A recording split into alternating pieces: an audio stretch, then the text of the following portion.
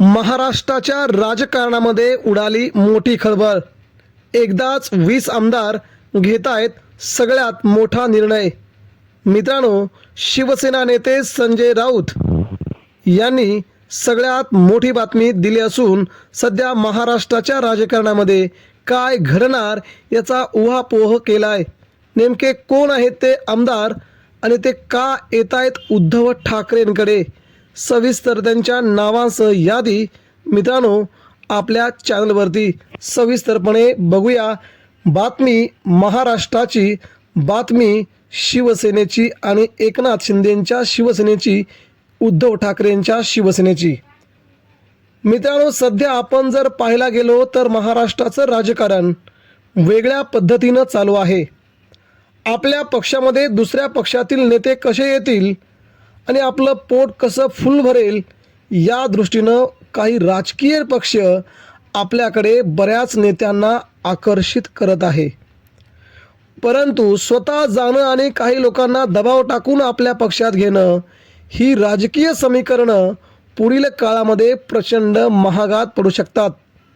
या समीकरणामुळे मित्रांनो महाराष्ट्राच्या राजकारणावरती दूरगामी परिणाम होतील याची सगळ्यांनी माहिती घेणं जरूरच आहे। परंतु आता मित्रांनो सत्तेमध्ये नसल्यानंतर काय होणार हे उद्धव ठाकरेंच्या शिवसेनेला माहीत आहे। अशाच प्रकारची गत आगामी काळामध्ये एकनाथ शिंदे यांच्या शिवसेनेची होणार असल्याचं जाणवतंय। आता सत्तेमध्ये असतानाच काही आमदारांना आता उद्धव ठाकरे हवे आहेत।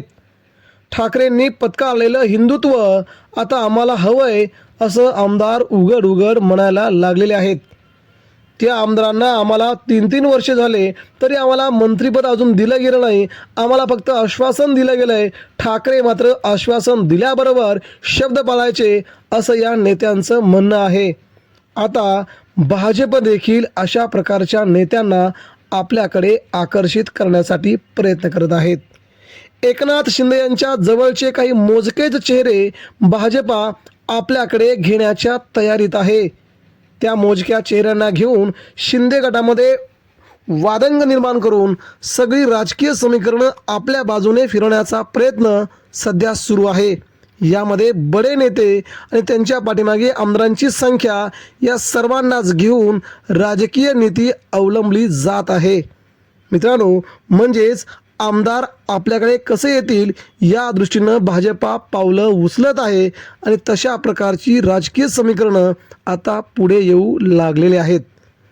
मित्रांनो, आपण जर पाहिलं गेलं तर देशाच्या राजकारणामध्ये ही संपूर्ण राजकीय नीती भाजपाची कोणत्याही मित्रपक्षाबरोबर अशीच राहिली आहे।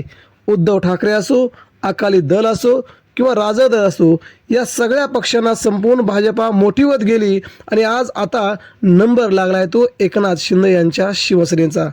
काही आमदार हे भाजपमध्ये प्रवेश करणार असल्याची माहिती मिळते आहे। जर त्या आमदारांनी एकनाथ शिंदेंना सोडलं तर उर्वरित आमदार पुन्हा उद्धव ठाकरेंच्या दिशेनं फिरणार असल्याची माहिती। त्यामध्ये तब्बल 20 आमदारांचा मोठा गट हा कधी कोणत्याही वेळी शिंदेंची साथ सोडू शकतो असं सध्या रोहित पवार यांनी म्हटलेलं आहे। रोहित पवार यांच्या म्हणण्यानुसार एकनाथ शिंदेंची शिवसेना काही महिन्यांची आता बाकी आहे, कारण भाजपा त्यांचं अस्तित्व महाराष्ट्रात आता ठेवूच शकणार नाही। भाजपला आता एकनाथ शिंदेंची शिवसेना नको झाली आहे, कारण की यांच्यावरती वरचढ भरून महाराष्ट्रामध्ये आपलाच मुख्यमंत्री कसा व्हावा असे उघड उघड म्हणणारे एकनाथ शिंदेंचे नेते, यामुळे भाजपच्या केंद्रीय नेतृत्वाला, राज्यातील नेतृत्वाच्या सध्या स्वाभिमानाला ठेच पोचली असून आपले एवढे आमदार असताना यांची हिंमत कशी होते आज सध्या भाजपच्या गटामध्ये राजकारण चालू आहे। मित्रांनो, पाहायला गेलं तर सध्याच्या घडीला महाराष्ट्रामध्ये उद्धव ठाकरे यांची शिवसेना फुल टू फॉर्ममध्ये आहे आणि याचाच फायदा घेत उद्धव ठाकरेंनी महाराष्ट्रामध्ये रामरक्षा आंदोलन प्रत्येक जिल्ह्यामध्ये उभारायचं ठरवलं आहे आणि आंदोलन उभारत असताना महाराष्ट्रामध्ये उद्धव ठाकरेंच्या शिवसेनेकडे अनेक हिंदुत्ववादी आमदार येणार असल्याची देखील माहिती। या सगळ्यांमुळे आगामी काळात एकनाथ शिंदेंच्या शिवसेनेला खूप मोठे धक्के सहन करावे लागतील। ते भाजपकडून असो किंवा उद्धव ठाकरेंकडे असो, दोन्ही दिशेनं उद्धव ठाकरे आता कमबॅक करताना जाणवत आहेत। सुप्रीम कोर्टाच्या निकालानंतर ते सर्वस्व सिद्ध होईल। तर यावरती आपल्या प्रतिक्रिया